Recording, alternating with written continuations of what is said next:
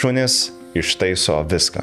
Mano sprendimas tuos šuniukus atvesti į mūsų šeimą yra geriausias sprendimas tiek mūsų santykiams, tiek asmeniniai tokiai geroviai, žinai, galėčiau turėti 10. Kartais mes neįvertinam jų galios, kaip jie gali mokinti žmogų tiesiog būti geresniu.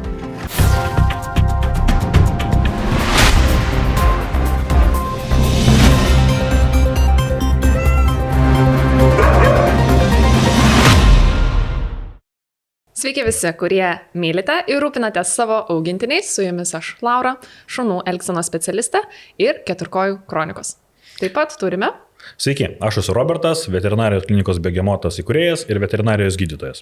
Ir šiandien su mumis yra pagrindinis svečias, tai yra Bruno. Ir jo augintinis Jonas. Sveiki, Jonai. Taip, jūs esate elgsenos ekspertė, tai galėsit... O šuniukų ar... Šuniukų. Galvoju, kad ir žmonių. Apie katytes nekalbėsiu. Supratau, bet galit pasakyti, kad Bruno tikrai yra išauklėtas. Pažiūrėkit, sėdi, nieko nedaro. Ar ne? Klauso labai įdėmiai savo šeimininko. Taip, arba jis... Ne, dažniausiai, jeigu jis taip atsisuka ir žiūri mane, sako, tėti, nori namo.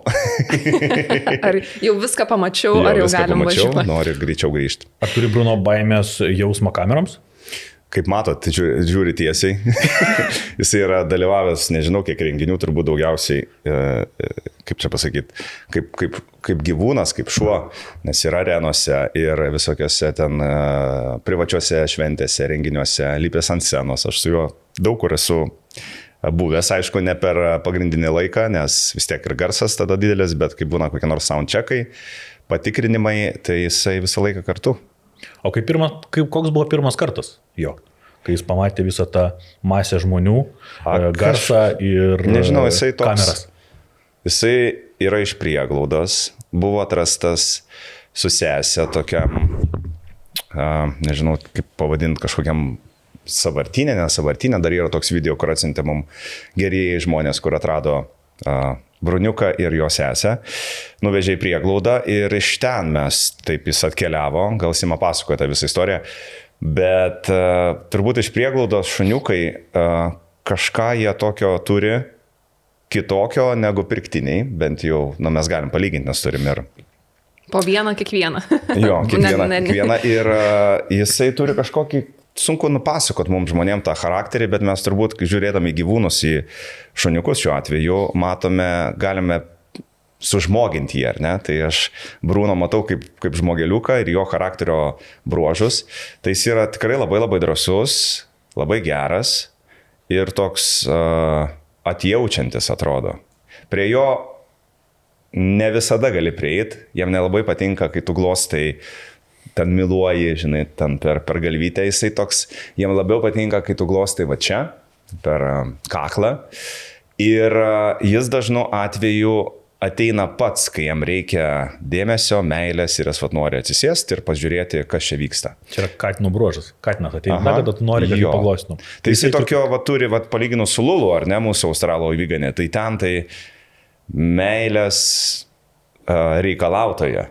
Jie, ta prasme, visą laiką tu ją gali glostėt, visą laiką gali apsikabinti, visą laiką jai reikia to ir ji yra labai pavydi, ypač kai Bruno, pavyzdžiui, ir man ant kelių, aš jį glostau, tai Lulu atbėgs, taip mandagiai su galvyte jį patrauks ir užsiims vietą savo. Laikas baigėsi tavo. Jo. Pykčių būna?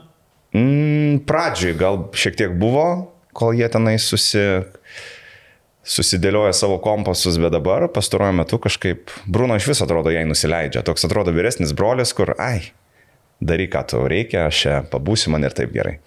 Tai labai įdomu stebėti visą, sakau, tą gyvūnų bendravimą, kur, sakau, mes žmonės, matydami, taip kaip miela atrodo. Ir ten Bruniukas pirmas neina prie bliudelio valgyti, leidžia jai, žinai, pavalgyti, ar ten nunukui. Tai toks žiūri ir galvoja, žinai, wow, kokie gyvūnai vis tik yra unikalūs, įdomus ir kaip galima iš jų pasimokyti. Čia Lulu atėjo į jūsų gyvenimą ir sudėliojo visiems prioritetus, kas, kur, kada ir kaip turi būti.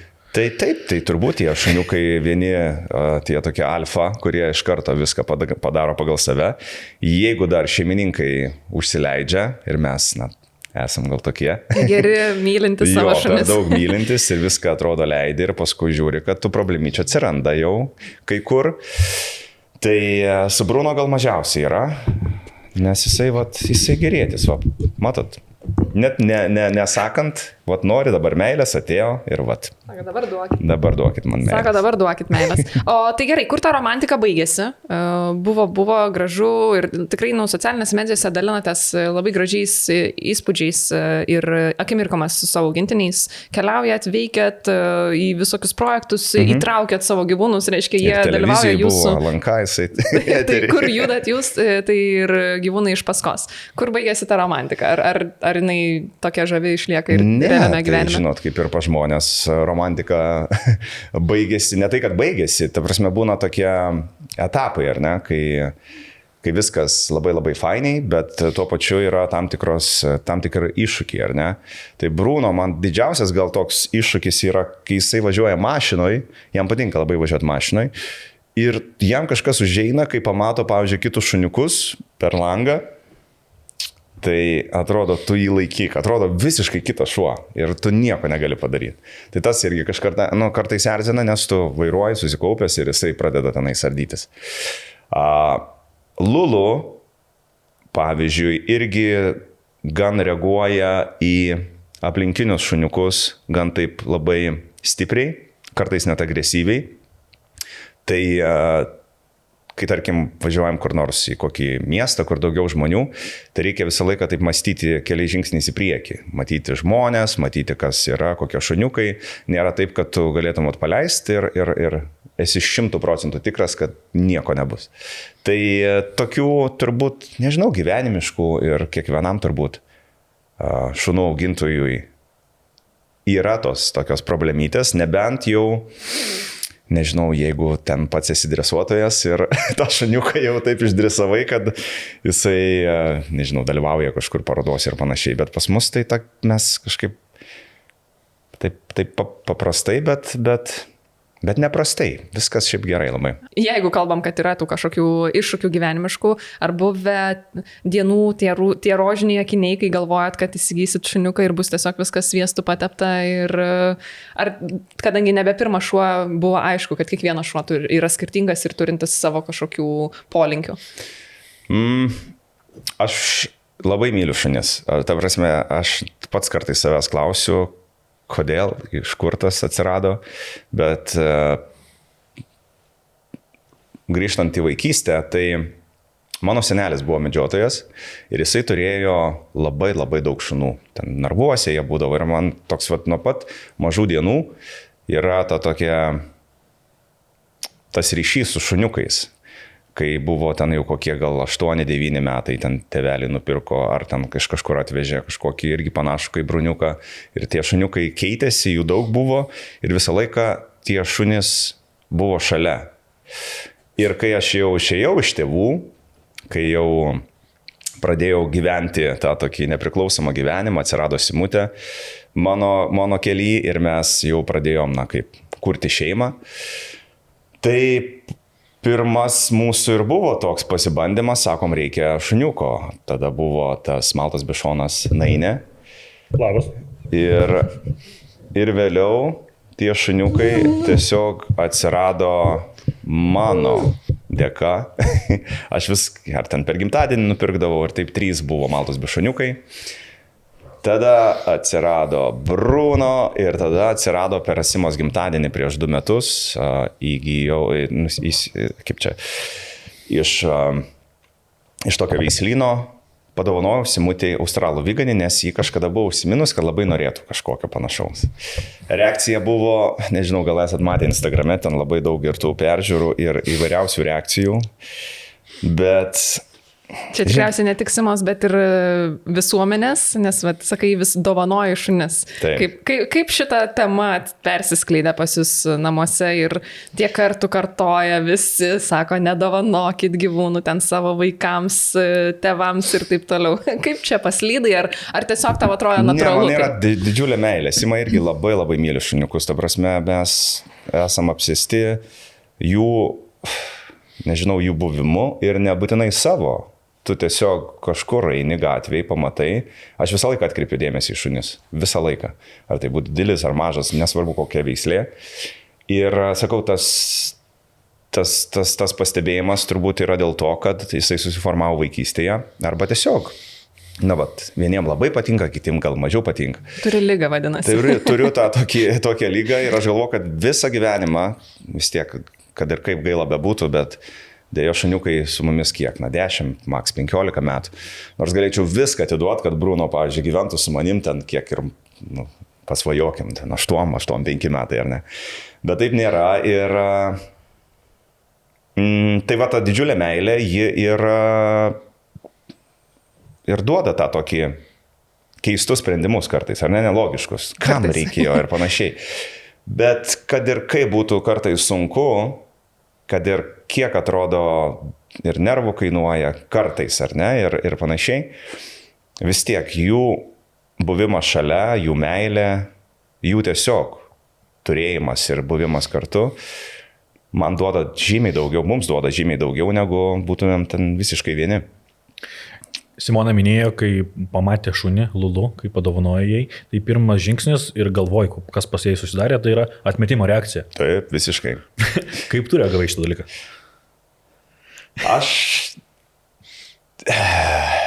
Aš, žinai, kai jau pradėjau šitą visą projektą įgyvendinti, nes vis tiek reikėjo surasti veislyną, tada važiuoti, kažkaip apžiūrėti tos šuniukus, ten išsiaiškinti, nes tokio didelio ir tokios veislės mes niekada neturėjom. Ir aš vienas turėjau spręsti. Ir aš sprendžiau labai paprastai. Iš pradžių įsijungė protas, kai dar nemačiau to šuniuko, kai atvažiavau, pamačiau šuniuką, iš karto sakau, šitą mergytę. Ir žinai, dažnu atveju turbūt gal ir šuniukai kartais mus pasirenka, ar ne, tu pajauti kažkokį ryšį, nes buvo jų daugiau. Ir tiesiog jį priėjo ir sakau, šitą kalytę turėtų būti Simutės. Tai veislyne leido rinktis?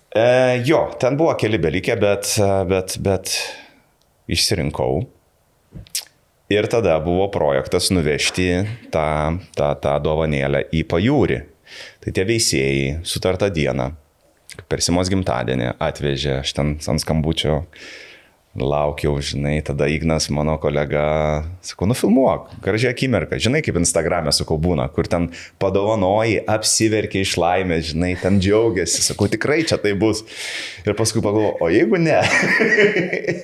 ir ten suvažiavo draugai ir nieks nežinojo, kad aš šuniuką, aš turiu aš čia tik tai su Ignu. Ir jau skambina, jau atvažiavom, aš išėjau, įdėjom į tokią dėžutę, nešu tą šuniuką ir taip galvoju, blemba, dabar 5% arba sueis, arba reikės grąžinti atgal. Ir Sima kaip tik išėjo iš kotedžo kažką ten į mūsų sandėliuką, ten kažką ieškoti. Ir atsisuka ir ta pirminė reakcija tokia, kur aš niekada gyvenime nepamiršiu. Siema už galvos. O Jėzau. Ar tu durnas? Ar tu nesveikas? Tiesiog isterija prasidėjo. Ir žinai, aš nešu tą šuniuką ir galvoju, gal apsisukti iš karto ir nešti atgal. Bet tai buvo pirminė reakcija ir jos reakcija buvo labai natūrali, nes mes buvom kaip tik užmigdę savo tą pirmąją kalytę, kuriai buvo 14-15 metų, gal buvo praėjusios tik 2 savaitės. Na, jį dar tikrai buvo labai skaudu ir su ta kalytė ten buvo tikrai paskutiniam dienom daug labai visokiausių iššūkių, ten visokios lašelinės, labai daug iškankino ir ji tikrai buvo pervargus ir staiga toks, dar žinai vienas ir kokias 5 minutės ji tiesiog žiūri vieną tašką ir nesupranta, kas vyksta. Po truputį, po kokių 6-7 minučių apsikabino ir tada taip pat nurimo ir tu matai tą Lulu. Jos ten vien akis kokios gražumo, žinai, ta australų viganiai šiaip labai tokie įspūdingi ir gražūs šuniukai. Ir tada po truputį, jau, sakau, čia bus Nainė, sako, ne, čia nebus Nainė buvo vienintelė, jos vardas bus Lulu. Gerai, sakau, mažyt, čia tavo gimtadienis, tavo dovana, tu išrinki. Tai ir dabar, pavyzdžiui, praėjus jau 2 metam, net dabar, praėjus ten savaitę, 2, kaip Sima pasikeitė ir kaip jį pradėjo žiūrėti Lulu ir kaip dabar jį žiūri, tiesiog jį grįžta, namo ir tu supranti, kad tavęs laukia šuniukai ir iš karto nuotaika pakyla. Kad ir kokia sunki diena buvo, žinai, kad ir kaip nesisekė, nežinau, kažką ten per dieną veikti, ne pagal tavo norus ir planavimus, šunis ištaiso viską. Todėl mano sprendimas to šuniukus atvesti į mūsų šeimą yra geriausias sprendimas tiek mūsų santykiams, tiek asmeniniai tokiai geroviai, žinai, nežinau, psichologijai. Sakau, man tai šunis galėčiau turėti 10.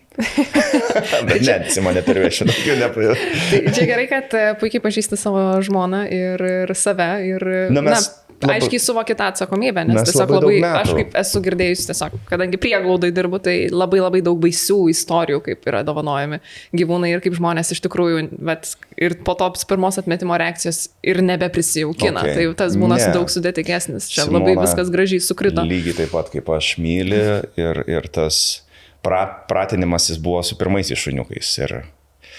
Nes jinai nebuvo turėjus. Nebuvo įturėjus, o aš visą laiką turėjau ir man visada sakau reikia. Bet žiūrėk, čia yra iškyla toks iš pokalbio klausimas dar, kaip buvo nuspręsta pasimti Nainę? Nes čia tavo sprendimas buvo 2008 metais, man atrodo bendras, žinau, labai senai, čia kiek jau 17 metų, labai sunku man atsiminti. Aš, kiek mes su jie ginčijėmės, aš sakiau, kad aš ją nuvažiavau nupirkti. Tuo metu to Maltos bišonų nebuvo čia Lietuvoje, kažkaip ten vežė jį iš kažkur iš Lenkijos. Ir tas Maltos bišonas, ta Nainytė, nebuvo tokia originali, kaip atrodė, žinai. Čia tais laikais originali. Jo, tokia didesnė, žinai, bet nu ką, mes ten nelabai žinom, kaip atrodo, mums ten irgi dar, žinai, tokie, kur net nekreipiami tą veislę, tiesiog, kad būtų fainas šuo. Ir tas pirmasis šuniukas, aš dar turiu video iš namų, 2008 metais, į tokią mažytę Nainytę laksto. Ir viskas, nu ta prasme, nežinau. Ir tada po metų Simos net ne gimtadienis buvo. Vėl aš sugalvojau, vėl iš to pačio ir iš kito Lenkijos veislyno kažkokią ten atvežė man iki Kauno, nuvažiavau ir tokį maltuką, dieve mano, į delną jisai telpa. Ir kaip tik dar su Rolka Radistus mes turėjom laidą, tai važiavau į Zipą, atvedėm laidą. Rolka kaip tik mažesnis su šitą buvo. Visą laiką per radio laidą, jis tam šneka į mikrofoną, nes jis irgi klausydavo, bet sakau, tik neįsiduok, kad mes čia kažką turim. Tai jisai kalba, tą šuniuką apjoja, bučiuoja, toks visiškai, nu nežinau, delno dydžio Maltos bišonėlis. Ir baigėsi laida 10 valandą, aš grįžtu namo ir aš turėjau tokią tašę sporto, įsidėjau tą šuniuką, galvytę iškišta, grįžtu namo ir nieko nesakau. Sima ten valo grindis, kažką plauna, padėjau tą tašę, jį plauna ir iš tašės blupt, iškrenta tas. Ir ten reakcija buvo, vajazau, žinai, tokia pradėjo miluoti, kas čia, sakau, dar vienas šuniukas, tai buvo labai laiminga. Tada po kokių 4-3 metų jos gimtadienis vėl. Palangoje, kažkur mes ten gyvenom Karkliai. Aš galvoju, ką čia tokio padovanot? Ir vėl man šuniukas. Ir mes tada buvom kažkaip labai apsipykę tą dieną. Ir aš sugalvojau, kad reikia surašyti ant lapo tą dovaną. Ir ten surašiau tokią istoriją, ar ne, kai tu skaitai lapus ir tu dėlioji ir gaunasi kažkokią istoriją. Tai žodžiu, ten pirmą, ar tu nori keliauti su manim? Nu, tokia pikta, nelabai nori, bet sakau, reikia, žinai. Tada kitas lapas, dabar važiuosim į Klaipėdą. Nu, paskaito, važiuosim į Klaipėdą. Tada privažiuoju prie tokio pastato, šitam pastate laukia tavęs dovana. Ok, tada einam, toliau duodu, už šitų durų laukia tavęs dovana. Paskambinu ir ten buvo tokia veisėja, kur, veisi tuos Maltos bišoniukus, jau lietuviškus. Atidaro duris, Sima nelabai supranta, kas vyksta. Ta veisėja irgi nelabai supranta, kas vyksta. Aš jos irgi nelabai matęs, sakau, labą dieną, čia atvažiavom. To sakau. Tai užėjom ir nunukas taip atsirado, mažas. Bet jis jau buvo toks tikrasis Maltos bišonas, jis dabar dar yra gyvas, jam dabar yra 13 metai, kažkas 14 gal eina. Gyvybingas, fainas ir tai padovanojau Simutei nunuką. vardas jo nebuvo Nunu ir kaip tik Sima tais metais, 2013, man atrodo, pradėjo savo tą veiklą siūti, aš į ten mašiną irgi buvau padovanojęs, žodžiu, siuvimo, jį tai pradėjo siūti ir tai po truputį pradėjo kurti tą savo brandą, kuris vadinasi Nunu. Ir Nunukas, tas šuniukas atsirado ir sakau, tai kokį tu nori vardą suteikti. Tai sako, tebūnie jisai, mano naujos veiklos pradžia, tegul būna Nunu. Tai taip atsirado ir trečias šuo. Tai čia pas tave tokia meilės išraiška žiūri, dovanos ir... Tu visą laiką žinai, ką padovanoti. Taip, labai... Geras dalykas. Ir savo pasidovanoti. Supranti, ir savo pasidovanoti. Čia taip ir sako, dovanok artimam tai, ką norėtum pats gauti. Taip. Tai taip, tų šuniukų istorija, Bruno, nežinau, pasakojo, gal Simutė iš prieglaudos atsirado, irgi vykdė tą prieglaudą tokią akciją čia prieš 3 metus, kad važinėdavo po, vadinkim taip, žinomų žmonių namus, į jų kiemus ir sako, atsivešim kokį 12-15 šuniukų ir su jais tiesiog jūs pabūkit pusdienį. Jie ten pasifotkindavo, pasifilmuodavo, padarydavo tokį turinį, ir mes ten tada kviesdavom, kad jeigu galit, pasimkite šuniuką į savo namus. Ir visi tie 12 šuniukų iššoko, jie tokie dideli, vieni ten vilkiniai, kiti mažesni.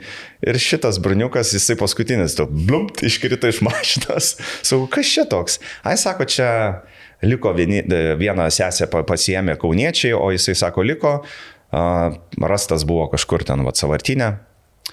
Ir taip sutapk, kad mano tėtis buvo parašęs, sako, jeigu pamatysi ten kažkokį fainą šuniuką, mums į Pasvalį reikėtų jo. Aš mamai parašau, sakau, ar tikrai reikia. Mama, nereikia, Dieve mano, vėl... Nuvažiavo į Pasvalį. Tetai, žinai, tik tai čia reikia, bet sako, aš rūpinsiuos. Bet aš tai pagalvoju, vis tik reikia, sakau. Aš sakau, šitą rezervuoju į Pasvalį. Gerai, ir jį iš karto atidavė, mes pasirašėm ten dokumentus ir tėvai kaip tik turėjo už savaitės atvažiuoti. Ir ką jūs galvojat? Diena po dienos, bruniukas būna su mumis, Simutė vis taip iš pradžių, tai atiduosim, 3 dieną, sako, pasižiūrėk, sako, koks jis fainas, sako, visi čia taip gražiai draugauja. Tai gal sako, tegul lieka. Ir liko ir, nežinau, tokie, žinot, kartais gyvenime sprendimai, kur tu net pats neplanuoji, net pats nedarai kažkokios įtakos, neieškoji to šuniuko, jis atsirado. Tai yra mano geriausias draugas, tai yra kaip gražiai įsireiškus, žinai, širdis su 4 kojomis, kuris šalia manęs praktiškai visada, ypač kai aš važiuoju mašiną, jisai turi savo vietą, visą laiką tiesiai žiūri į kelią, atrodo, nori matyti tą pasaulį ir kartais tu net pats taip blogai jautiesi palikęs juos namuose, nes atrodo, jiem vaikščioti, uostyti ir tiesiog pažinti aplinką yra didžiausia dovana. Tai kartais sakau, mes tokie paliekam juos ten kokiom 6-7 valandom, ar ne, jeigu reikia išvažiuoti darbus. Ir taip skauda tą širdelę. Bet grįžti tada išvedžioji, tada eini, kažką pasakoji jam. Tai sakau, man atrodo, šuniukai ir tas bendravimas su žmonėmis, tai yra tokia didžiulė dovana, kur kartais mes neįvertinam jų galios, kaip jie gali mokinti žmogų tiesiog būti geresniu. Žinai? Nes jie uždaryti būna, tarkim, 6-7 valandas, ar ne? Jeigu ten būna kažkokie darbai. Ir tu grįžti ir jie tavęs neteisia. Jie tiesiog džiaugiasi, kad tu grįžai, jie dėkoja, kad tu esi ir jiem tai yra didžiausia, nežinau, dienos dovana, kad gali būti su žmogum. Tai kai tu pažiūri, toks galvo, kaip faina. Ir tada pats norisi, kažkaip pačiam norisi taip elgtis, ar ne, su kitais. Tai Bruno, labai labai tave myliu. Jaunai paminėjai, kai grįžti namo po darbų, pasiimi šunį ir eini vedžiot ir pasakoji jam kažką. Kaip kaimynai reaguoja, kai mato tave, kad tu eini ir šneki su šuniu? Aš manau, kad jau visko jie yra matę. Ir aš daugiau žinai, gal kaip Instagrame reaguoja, nes sukūriau Bruno ir Lulu Instagramą. Jisai turi 14 200 sekėjų. Tikrai jau populiari žvaigždė. Jo, populiarus bruniukas yra ir aš dažnai keliu video, kai tiesiog jį kalbinu, bet manau, kad kalbėti su šunimi yra irgi tam tikra terapija.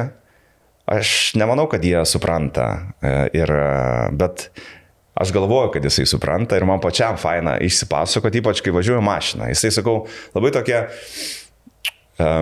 toks keistas vaizdinys, tu važiuoji taip tiesiai ir Bruno visą laiką sėdi šalia ir jisai žiūri tiesiai, vat kaip dabar į kamerą ir niekur kitur.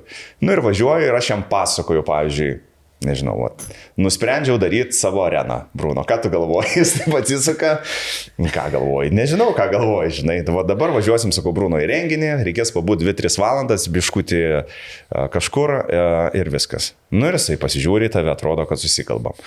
Ir dažnu atveju, kai tu, pavyzdžiui, parodai žmonėms, nufilmuoji jį, kai tu jam pasakoji kažką, daugelis žmonių, atrodo, tas Bruno viską supranta. Atrodo, jo tokios sakė, žinai, protingos, kad jisai tau pritarė arba nepritarė. Tai vieniems galbūt atrodo, kad kvaila kalbėti su šuniukais, man tai atrodo yra smagu, kad ir jie nesupranta, bet tau pačiam gera, tu toks, žinai, išsipasakoji ir jis toks yra tylusis tavo pašnekovas, kuris niekada nieko nepasako, bet iš tikrųjų labai daug ko pasako, būdamas šalia. Tai tose kelionėse minėjai, kad į renginius į arenas visur ant scenos irgi tikrai buvęs ne kartą. Taip. Kaip pasirūpini jo gerovę, nes sakai, kartais ir garsas būna per didelis, ką veikia, kai negali būti kartu ir kada tu žinai, kada jam negalima būti kartu, ne? Kaip tu suderini šitą savo grafiką ir kad jis galėtų galbūt ir pailsėti. Tai yra, vis tiek būna tokie visokie persirengimo kambariukai, kažkokie backstage'ai, kur nėra to garso, tokio, kur, tarkim, koncerto metu ar nepasirodymo metu, tikrai negalėčiau jo leisti, nes kiek jų klausa kartų geresnė negu žmogaus, aš nežinau, kelis kartus ar ne? Daugiau. Keliasdešimt? Nežinau. bet daugiau. Bet kaip keista, ar ne? Kaip šunis taip gerai girdi, bet kartais sugeba ignoruoti tavo balsą ir negirdėti tavęs. Selektyvi klausa. Atmetimo reakcija. Tai aišku, visą laiką pagalvoji, kartais net ir neįmei kažkokius ten renginius, kur tu supranti, kad nebus kas pasirūpina, bet dažnu atveju net užsakovai klausia manęs, arba net žmonės, kurie ateina į kažkokius mano ten grojimus, renginius, klausia visų pirma, ar ne aš būsiu, o Bruno ar bus. Tai tas Bruniukas patinka daugam, labai. Ir kiek galiu, sakau, vasarą aš jį pasiemu. O kodėl Bruno, kodėl Lulu nesiveži? Su Lulu yra didesnis iššūkis, nes turbūt tas ir yra, dar Lulu, kiek jį dabar 2 metukai, Bruno iki 1,5 metų irgi buvo toks, sakyčiau, nenuspėjamas ir labai toks neprognozuojamas kai kuriais atvejais. Kai mes jį iškastravom, privalėjom tai padaryti, nes jis yra iš prieglaudos, yra pagal susitarimą, kad turi iškastruoti. Jo elgsena pasikeitė, jis tapo ramesnis ir tiesiog subrendo toks vyrukas, kuris atrodo labai žiūri į tave ir žiūri, ką tu darysi. Pavyzdžiui, dabar, ar ne, jisai ramiai savo guli, jisai laukia manęs, aš atsistočiau, jis kartu eitų. Visur toks, kaip mano odegytė, visur sekioja. Tai aš 100% juo pasitikiu, jisai čia nepradės, žinot, operatoriaus naipžet ar producerės ar režisierės. Tai tas 100% pasitikėjimas yra ir dėl to aš visur įimu. Su Lulu yra šiek tiek kitaip, Sima eina daugiau su jie į visas tas pamokas, labai stipriai. Ji moka žymiai daugiau komandų negu Bruno. Ji tiesiog akrobatinis šuo, nežinau, cirko šuo, kaip kartais mes vadinam. Bet jų charakteris yra kitoks. Ji tokia veržlesnė, su mašina, tarkim, jau sudėtingiau reikia. Ir, tarkim, renginį jau negalėčiau jos paleisti, nes žinau, kad šiek tiek jį pačekintų daugą. Kažkam gal ir žnypteltų, žodžiu, apeitų visą teritoriją ir visi pradėtų ten rėkauti. Kas čia. Su Bruno yra kitaip. Tai tikiuosi, kad su Lulu irgi pavyks mums kažkada, tą pasiekti. Bet su australų vyginiai sako, kad reikia 36 mėnesių bent jau, kad jie nurimtų ir kad taptų tokiais, kokiais tu nori, kad būtų. Kad tiesiog branda vėliau ateina tuo labiau ir didesnis šuo. Ir didesnis šuo. Aišku, irgi dabar palikęs namie Nunuką ir Lulu, kai išvažinėjai pro tą langą, žiūri tos akytės, Dieve, man atrodo, greičiau norisi išvažiuoti, nes negali žiūrėti. Ir žiūri tai vaties ir palikai mane. Bet grįžti vis tiek džiaugiasi. Dabar ir žinok, kad palikai. Greičiau grįžk. Labai daug patirties turi su augintiniais. Gal gali pasidalinti kokiu nors savo patarimu ar auksinę taisyklę iš savo asmeninės patirties, ką galėtum patarti kitiems. Kaip atsakingas šeimininkas, apie ką reikia pagalvoti ir kokie tai pagrindiniai aspektai, ką tu manai, kad svarbu parūpinti gyvūnui. Ar tai yra namai, ar tai yra antkaklis, ar tai yra maistas kažkoks? Aš nesu turbūt tas labai didelis ekspertas, kad galėčiau tiksliai atsakyti. Aš vis tiek vadovaujuosi turbūt meilę. Kai tu tikrai nuoširdžiai myli gyvūną, tu turbūt labai rūpinėsi juo, ar ne? Ir tas rūpestis atsiranda, tada pradedi domėtis, kas tinka, kas netinka. Nes, tarkim, seniau, kai mano vaikystės laikais, ar ne, va tokie maišyti šuniukai, jie būdavo dažniausiai pririšti prie būdos, jiem neždavo valgyti, nežinau, ten močiutė kažkokį sriebalą ten, kur net nesupranti, kas ten yra, jie valgo, jie gyvena ten 10-15 metų ir tipo viskas yra ok, žinai, ten ir tų blusų pilna, toks, kur atrodo visiškai kitoks pasaulis buvo. Dabar tų žinių yra daugiau, tas dėmesys šuniukam yra visiškai kitoks ir tos taisyklės pasikeitė. Ir aš dėl to labai džiaugiuosi. Ir tu galvodamas apie savo gyvūną, turbūt kartais net nori daugiau duoti negu pats savo. Tai kai atsiranda tas toks, ta tokia meilė ar ne, ta išraiška, tai tu pradedi galvoti, okei, kad kiekvieną dieną vis tik reikės jį vedžioti, ar ne? Kitol aš ten tikrai nebuvau tas didžiulis fanas ryte keltis ir eiti ir vedžioti tos šuniukus. Bet vien dėl meilės jiems tu keliesi, eini ten tos kilometrus arba ten kiek išeina, tada galvoji apie maistą, ar ne? Tai irgi, tai negali kažko duoti to, kas jam galbūt yra skanu, bet galbūt pakenktų. Ir dabar daug labai informacijos, ar ne, apie šokoladus, apie visokias vynogės, apie kažkokias duonas, kurios kai vaikystėje nebuvo jokių žinių ir ten duodavom viską, bet šuniukai išgyvendavo. Dabar yra visokių pavyzdžių, kur baigėsi ir bloguoju. Tai tiesiog labai... Tai natūraliai tos žinios atėjo. Jo, aš nesakyčiau, kad... Nebuvai tas, kuris sėdėjai prie kompiuterio, ieško informacijos, gal skambinai veterinarams. Ta prasme, iš šono vis klausinėdavai, nuvažiuoji kokią veterinariją paklausi, tada pamatai per Instagramą visokių tų, nes vien šuniukus mum metą susimutė absoliučiai, tai ten daug informacijos. Bet kad aš kažkoks labai būčiau ten žinovas, kaip ten elgseno šuniukų, ne, bet iš tokios patirties žinau, kas jiem tinka, kas patinka, bet svarbiausia, norisi duoti jiem turbūt tos laisvės, kad jie išeitų į lauką, nes turbūt šuniukui yra didžiausia kančia būti uždarytam ilgą laiką vienam. Nes žinot, kaip mes turbūt turim, nežinau, telefonus, ar ne, skrolinam Facebooką, Instagram'o, skaitom žinias ir duomimės, ten žiūrim filmus, tai lygiai taip pat šuniukam yra tas pasaulio pažinimas per uoslę. Ir aš seniau kažkaip net kreipdavau dėmesio, ypač mažas, kaip aš jį vedžiodavau, tempdavau, nes jie uosti ir tu greičiau, tipo, žinai, neduodi jam pauostyti. Dabar jau, kiek jau daugiau negu 10 metų, aš žinau, kad tai yra jų pagrindinė, nežinau, pasaulio pažinimo priemonė per uoslę. Tai kai jeigu jis uosto, aš dar sakau pauostik, pažink, ten tą daryk. Ir va tokie dalykai susiformuoja. Ar vynogės tikrai blogai šuniukam? Vynogės gal nėra tai blogai, kai blogai yra sėklos vynogių. Ir labiau ten toksiškas dalykas yra, negu pačiose vynogėse. Bet bendroji sumoje sudėjus, tai susidaro vienas didelis produktas, kuris gali kenkti. Bet jeigu čia mes galim šitoje vietoje šiek tiek nestipriai suprast, kad tai yra labai blogai. Nes jeigu šuniukas suvalgo Bruno dydžio vieną vynogę, tai nereikia skubėti greitai pas veterinarą, nes tikrai viskas bus blogai. Bet būna tokie atvejai, kai suvalgo ten visą saują, tai atvažiuoja tas gyvūnas jau labai blogos būklės. O tai esmė tokia, kad jo skrandžio kaip čia, rūgštis negali suskaidyti.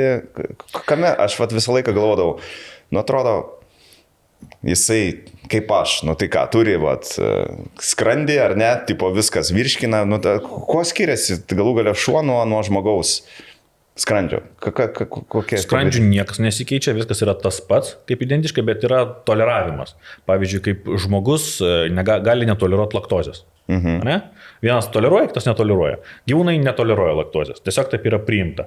Ir taip pat ir su tam tikrom priemonėm. Čia yra organizmas, yra toksiškas. Okay. Tai yra ta dalis, šitam organizmui yra toksiškas specifiškai. Tai čia visiems gyvūnam ir katėm? Katės irgi negali valgyti? Katės nelabai valgo tokių dalykų. Tiesiog jos nevalgo tokių dalykų. Ne? Jos valgo tas, kas joms skanu. Bet tokie dalykai nėra skanus. Čia katėm labiau yra skirta su gėlėm. Labai daug problemų būna, nes gėlė yra tam tikros gėlės yra toksiškos.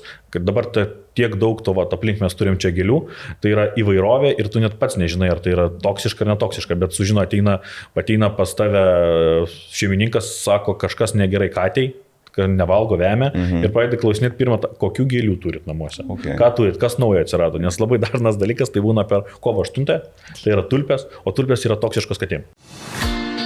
Begemotas – patikimiausia klinika jūsų augintinio sveikatai Vilniuje ir Širvintose. Tai yra tokie pagrindiniai. O gerai, šokoladas tada? Šokoladas turiu minėti, kad toksiškas? Jo, tai šokoladas sako irgi labai blogai, nes yra juodas. Juodas šokoladas ir jo didelis kiekis toksiškas, taip pat gyvūnas apsinuodė, kad duoda labai stipriai per kepenis ir kas. Ir tiesiog tai tampa pankretitas. Ir su pankretu žinom, kaip gali baigtis, ne? Iš žmonių pusės. Bet per vieną kartą tu suvalgai šokoladą ir iškart pankretis. Priklauso nuo kiekio. Čia taip pat, jeigu tu išgersi vieną kartą alkoholio, gal negaliu sakyti, nealkoholinio gėrimo, didelį kiekį. Ir tada gali būti labai liūdnai. Bruno, niekada nevalgysi šokolado ir vynuogių. Jonai, atrodo, kad nebuvęs veterinarijos klinikoje. Netiesa, greičiausiai. Tai kokių situacijų yra buvęs su Bruno, dėl ko reikėjo kreiptis? Ar jis gal niekada nepatyręs šito baubo, kaip kartais būna? Jisai baubo patiria vieninteliu atveju. Labai sudėtinga jam nukirpti nagus. Tai yra egzorcizmo seansas. Ir dabar, čia neperseniausiai vežiau, tai kaip ir visi šuniukai, iš pradžių, kol nenuvažiuoja iki veterinarijos klinikos, jie labai džiaugiasi. Ir jie tik tai jau atidarant duris, turbūt ir kvapas ateina, dar kažką, jiem grįžta visi prisiminimai ir tada jau pabrukęs uodegą nori bėgti iš ten.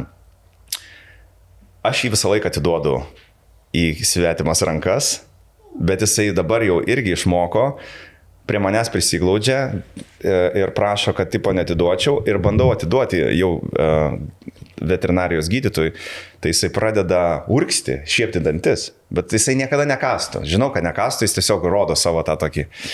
Tai jį tada kažkur įdeda į kažkokį, nežinau, ten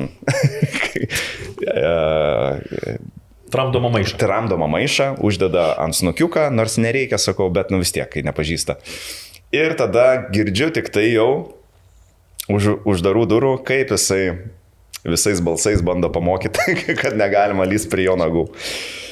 Tai čia daugiausias, gal didžiausias iššūkis, o skiepijant, tai nieko, kažkaip paskiepiu ir viskas.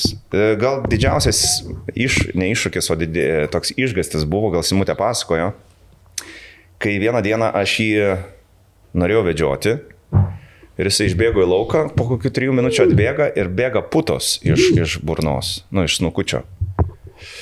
Va tada išsigandau. Nes, nebuvau matęs, tiesiog bėga, griūna. Sakau, kas to Bruno yra, duodu vandens, nieko jisai negeria ir nežinau, kas vyksta. Tai greitai nuvažiavom pas veterinorą ir irgi taip staiga negalėjau pasakyti, kas yra, nes daug tų galbūt dalykų gali susidaryti. Dėl ko tos putos bėga? Jo, bet tai paliko. Nuvažiavai greičiausiai dingo, ar buvo dar? Ne, dar buvo. Bet po to gal laikui bėgant tiesiog nustojo. Tai nustojo, kai jam suleido kažkokių alergijos vaistų. Čia dažniausias dalykas būna rūpužė. Palaižo rūpužė ir prasideda. Tai grįžęs namo, Simas sako, einam žiūrėti, kuris ten galėjo būti. Einam po tvorį rūpužė. Tada greit paguglinam, taip, liežuvėlio palietimas, reakcijos ar ne, ir tada tas... Taip, seilėtikis prasideda. Bet o čia pavojinga, jeigu, tarkim, labai daug jisai pradėtų, nežinau, valgyti jį arba ten kažką daryti. Dažniausiai nevalgo, nes neskanu. Aha. Bet šiaip tai nėra pavojingas dalykas. Labai greitai kelių valandų bėgėje tas dalykas nustoja. O jeigu būtų mažas šuniukas, nu, Bruno didesnis, bet, pavyzdžiui, žinot, būna tokie tie špinceriukai. Tokie dažniausiai nespėja paskui varlę. Tiesiog nespėja. Okay. Per praktiką galiu pasakyti, nesu matęs mažo šuniuko, kuris būtų palaižęs rūpužį. Okay. Bet tai yra kaip ir kiekvienas vaistas, kiekviena žolė gali būti alerginė reakcija. Okay. Alerginė reakcija tai gali būti anafilaksinis šokas. Ne? Netgi, kaip paminėjai, kad skiepijot Bruno ir viskas būna gerai, tai paprastas skiepas gali skelti tokią alerginę reakciją, kad reikalinga veterinaro pagalba čia ir dabar. Wow. Čia yra kaip ir žmonėms, sakau, tu pavyzdžiui, neminėkim vaistų, kažkokį vaistą esi alergiškas, išgeri, tau pasidėt anafilaksinis šokas. Tai čia visiškai identiškai gali būti su rūpužėm, su gėlėm, žolėm ir su vaistais. Gerai, turiu dar vieną klausimą tada. Gal žmonėms... Klausimai nemokamai, tai reikia mokamas būna. Gerai, Brunas susimokės. Gal žiūrintiems irgi bus naudinga. Mes pirmą kartą per daugybę metų susiruošėm su kemperiais ir šuniukais visais važiuoti į Austriją. Čia blogai? Čia gerai. Įkvėpiai taip. Kiek pradėjom domėtis, vis tiek, reikia tam tikrų dokumentų, ar ne? Tai ko gero svarbiausia, yra, kad jie būtų paskiepinti, uždėti visi tie lipdukai, nes pasienė gali tikrinti ar negali tikrinti. Taip, šiaip Europos Sąjungoje keliaujant reikalingas pagrindinis dalykas, tai yra antspaudas, kad gyvūnas yra paskiepytas, pasiutligės reikalingas dalykas, kai kuriuose šalyse yra atskirai reikalaujami dalykai, bet dėl viso ko visą laiką turi būti gyvūnas paskiepyti ir nuo virusinių ligų, ir kas privalomas dalykas turi būti suduota nuo erkių ir nuo kirminų, kad netvežtų į tam tikrą šalį, kur važiuoji. O šitas irgi turi būti pažymėtas knygeliai? Taip, okay. Europiniam pase turi būti viskas pažymėta, prieš keliaujant. Turi būti pažymėta iki 3 parų prieš kertant sieną. Jo. Gal kažkam naudinga bus. Mums naudinga, nes mes sekmadienį išvažiuosim į 2 savaičių kelionę. Nežinau, kaip seksis, bet... Pirmą kartą tokia ilga kelionė su gyvūnais. Ta prasme, mes iš viso su gyvūnais nebuvom. Tai čia Simos visų pirma svajonė, aš tada irgi pradėjau apie tai svajoti ir dabar su draugais, 3 skirtingais kemperiais, mes, mūsų šeima su šuniukais, tada kiti draugai su dar 2 kemperiais susidarė maršrutą, pažiūrėjom, kur šuniukus įleidžia, kur yra draugiškos šalis, kur, žodžiu, kad nebūtų tų tokių nenumatytų atvejų, kur čia su šuniukais negalima, ką tada daryti. Tai... Sunku buvo rasti tokių vietų ar pakankamai? Ne, kiek klausinėjau, tai gal labiausiai draugiška šalis šuniukam ir gyvūnam yra Čekija, sakė. Austrija irgi, tik tai, tarkim, public vietose, jeigu ten važiuotum su kokiu nors, nežinau, autobusu arba kiltum kokiu, kur yra daug žmonių, tai reikia antsnukio. Visada, aišku, jie turi būti pririšti, o daugiau kažkokių tokių didelių taisyklių nėra. Dažnu atveju į visas kavinukės ir restoranus irgi įleidžia, žmonės užsienyje labai myli gyvūnus, tai bus, man atrodo, labai įdomi kelionė. O kelionę vis tik planavot pagal savo poreikius, norus ar pagal šuniukus? Taip, kad šuniukų poreikiai, žinai, yra tokie, kad jiems tiesiog reikia erdvės ir reikia nematytų plotų. Tai manau, kad ir... Žinot. Neturit ten kažkokių specifinių poreikių, kad, nežinau, Disneylandą nevešim, žinai, ar atrakcionų parką, žinai. O bet gal norėtumėt ir dėl šunų nevažiuosit? Ne, mes pagrindinis turbūt šitos kelionės tikslas yra kuo mažiau miesto, kuo daugiau gamtos, kuo daugiau haiko, visokio vaikščiojimo ir tiesiog patiem toks iššūkis praeiti daug kilometrų ar ne, nes kiekvieną dieną daug visko suplanuota. Tik tai gal biški irgi toks, vieni sako, kad, pavyzdžiui, reikia šuniukam batelių. Aš sakau, kokių batelių? Nu ten, kai vaikštai kalnais, nedaug dievė įsipjau, sako, paskui nešti ant kupros, sverinti šuniuką bus reikalų. Tai nežinau, ar čia kaip Bruno uždėsiu aš tos batelius, nes mačiau, kad yra šuniukai su bateliais. Jo, yra batai, bet čia ne tik tais kalnai yra svarbu, nes jeigu vaikščiat, kaip paminėjai, kad būsite gamtoj, jo, kai karšta yra ir ant asfalto vaikščiant, žinom tą jausmą, ne, kai esi prie jūros ir per smėlį reikia praeiti iki jūros. Tai jūs rekomenduotumėt vis tik... Batukus. Į batukai yra vienas dalykas, antras dalykas, kai yra karštis, yra specialūs tepalai. Tu gali patepti, specialus tepalas yra, kuris apsaugo nuo karščio, nuo šalčio ir nuo druskos. Yra specialus daiktas, kur tu užtepi, jisai maždaug yra veiksmingas iki valandos. Tai gali patepti, yra, jau apsauga yra nuo tam tikrų, reiškias, poreikių. Ne poreikio, reiškias, kaip tai vadinasi. O kaip su vandeniu? Šunis, vis tiek turi turbūt dažniau gerti negu žmonės, ar ne? Nes, žmonės irgi geria tą vandenį, kad tu jaustum, kaip nejaustum to troškulio. Bet ir esu matęs video, kur kažkoks irgi šuns elgsenos ekspertas karštą dieną tiesiog šunį apipila vandeniu, visą kailį ir sako, iki valandos jisai, turi tokią kaip ir mini apsaugą, kad negautų saulės smūgio ar kažko. Čia yra daugiau mitas? Ar... Čia yra mitas gal šitą vietoj, nes, kaip mes žinome, kai vanduo pritraukia karštį, tai jeigu mes apipilam vandeniu, tai ta saulė dar labiau kaitina gyvūną. Nes mes matome tik tais taip, nes gyvūnas turi, dažniausiai gyvūnai, ne, tai turi pokailį, o tas pokailis nėra lengvai praeinamas vandeniu. Tai tu apipili vandeniu šunį ir jis pradeda kaitinti, kas yra ant viršaus, tai gyvūnų dar karščiau tampa. O gerti reikia taip kaip ir žmogui, nes mes žinome, jeigu mes einam karštį, mes daug tikrai išgeriam to vandens, tai gyvūnų irgi turi būti visada parūpinta vandeniu, nes tikrai yra nefaina, kai gyvūno gali ištikti saulės smūgis, nes tikrai gali ištikti kaip ir žmogui. Ir turim prisiminti. Dar pabaig, aš dar norės pridėti. Taip, pridėk. Aš norėjau dar apie vėsinimąsi, ne? Tai turim suvokti, kad šunis neturi prakaito liaukų, tai per kailį, kad mes ten išlapinsim ar ką, išorinis kažkoks tai vėsinimas nebūtinai bus efektyvus. Tai yra letenos, papilvė, ne ką mes galim vėsinti dar. Tai atsigerti, duoti vandens, bet vėlgi tai neturi būti šaltas vanduo ir bendrai tikriausiai stebėti pagal galimybės pasirinkti tiesiog pavėsį, kiek manoma. Yra, aš padarysiu, atsiprašau, Jonai, pertrauksiu šitą vietą, nes būna liemenės specialios, kurios vėsina gyvūnus. Tu gali uždėti, jeigu labai karšta yra, kad atvėsintų gyvūną, bet irgi neturi būti ledinė. Nes jeigu bus ledinė, tai turėsim vėl problemų. Plaučių uždegimas. Kaip pavyzdys? Ne, galvoju, o maudytis, pavyzdžiui, lulu yra...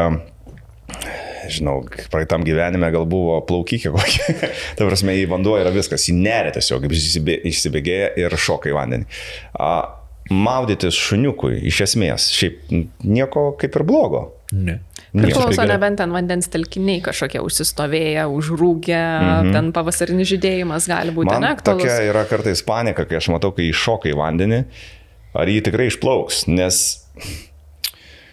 tas toks jos labai keistas. Kiti šuniukai tai gražiai taip plaukia, ten apdairosi, o jį įsibėgėja, atrodo tikrai kaip, šoktų kaip meilutytė, žinai, ir neria į tą vandenį. Visą tai pasiruošęs aš ją gelbė. Bet mes turim lemenę tokią nupirkę, kur uždedi, kad tiesiog.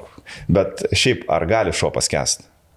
Gali paskęsti. Kaip ir žmogus, kuris moka plaukti, meilutyti irgi gali paskęsti. Jeigu plaukia kažkur ir prasideda. Nebent kažkokios ten labai jau... Ne, tai taip, nes gyvūnas tiesiog, jeigu kažkur toli, ne nuo kranto, tai jis gali paskęsti dėl to, kad jis pavargsta. Taip pat ir mešlungis būna gyvūnų. Ir gali sutraukti kojas, taip pat taip ir žmogui. Čia visiškai identiškai galim lyginti kaip su žmonėm. Tik tais jie turi sopratį šiek tiek kitokį negu mes. Jie taip toli neplaukia kaip mes. Jie yra protingesni to klausimu. Nebent tu turėsim kokį nors visiškai krizį šuniuką, kuris, nežinau, paskui kamoliuką arba paskui tą pačią antį. Taip. Lėkti iki kito kranto, tas krantas gali būti pakankamai toli, kad nebesugebės grįžti. Tai čia jau reikėtų tikriausiai įsivertinti individualiai. Lulu gal netokia krizė mergaitė, nors sakai, visko galima tikėtis. Einam dar prie krizį dalykų, tai paminėjai, dar kartą žinau, ne? Paminėjai, kad kaip faina yra gyventi su gyvūnais, kad tai yra psichologinė būklė geresnė, santykiams yra gerai. Bet kažkur tai, kaip pačioj pradžioje Laura minėjo, tie rožiniai akiniai nukrenta ir būna atsiranda tos problemos. Su gyvūnais aš turiu minėjau, sveikatos problemos, netgi elgsenos problemos. Ar dažnai pasitaiko ir ar turit kažką tokio? Susima. Na tai per visą mūsų šunišką gyvenimą, kiek turim, tai kurių netekom šuniukų, tai buvo etapai tokie labai sunkus. Tai buvo viena turbūt baisiausių dienų mano gyvenime, kur aš negalvojau, kad tai pergyvensiu dėl šuns. Bet tai buvo pirmasis toks, kaip čia pasakyti, susidūrimas su netektim, bet buvo labai labai skausminga ir kokias 3 savaitės gal tokia, žinot, tuštuma ir toks liūdesys. Matai tos kitus šuniukus, viskas fainiai, bet tiesiog niekas nedžiugina. Tas prisirišimas buvo labai labai stiprus. Praėjo kažkuris laikas, viskas keitėsi, Bruno atsirado ir panašiai.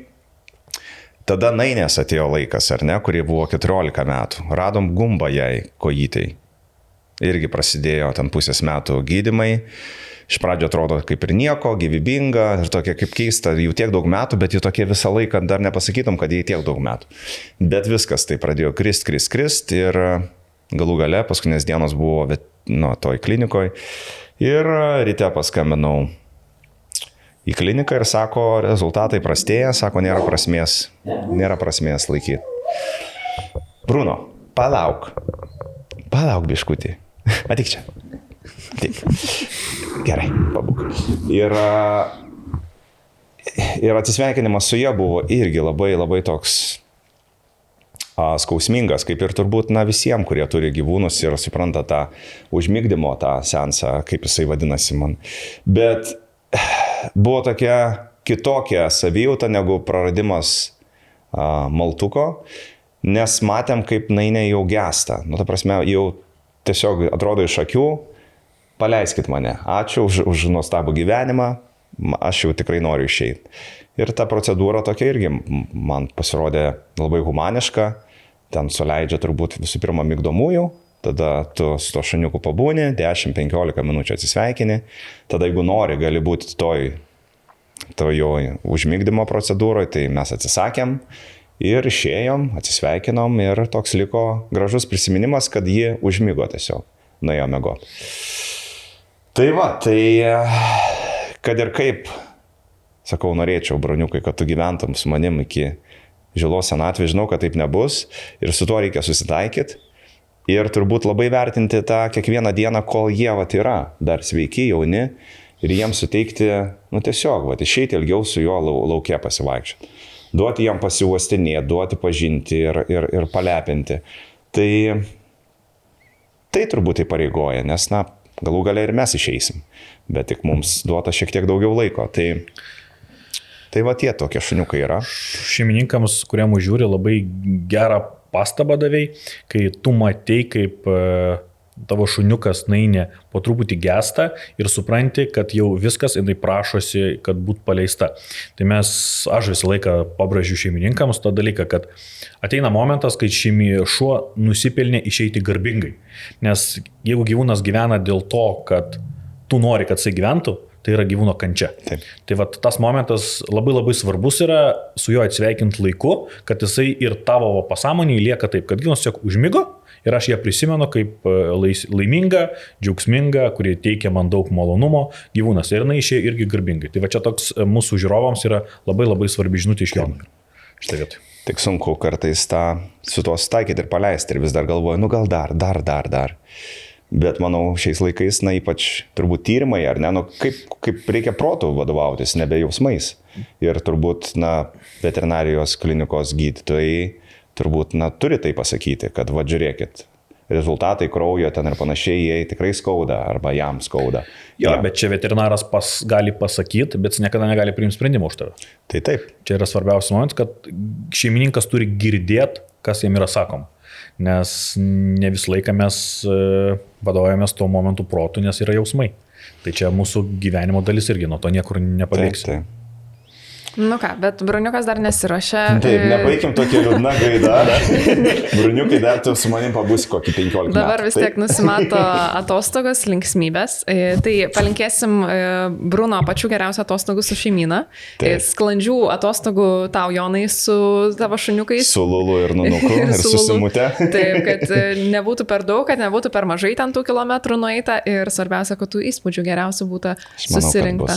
Tai man atrodo irgi labai graži idėja išsinešimui, kad dovanokim akimirkas su šuniukams, akimirkas kartu su mumis. Mes dėl šuniukų praktiškai ir važiuojam šitą kelionę. Čia ne dėl savęs, dėl šuniukų, o dėl šito Lulu ir Nunu. Taip? Svarbiausia, nepamiršti surinkti tašę savo ir tašę šuniukams, kad jie turėtų pirmą pagalbą. Čia iš veterinarinės pusės pasakysiu, kad irgi svarbus momentas, kad jau kažkas atsitinka kelionėje, kad galėtum iš karto čia ir greitai pasirūpinti juo ir duoti. Tai yra... Beje, apie pagalbą kalbant, tai ketvirtas klausimas. Noriu išnaudoti eterį, kad čia esam. Ką patartumėt dėl šuniukų pasimti, pavyzdžiui? Žmonėms tai yra vaistinėlės, ar ne? Kas viskas paprastai yra aišku. Bet aš, pavyzdžiui, šuniukam neįsivaizduoju, kokių vaistų. Ar iš vis nieko nereikia imti?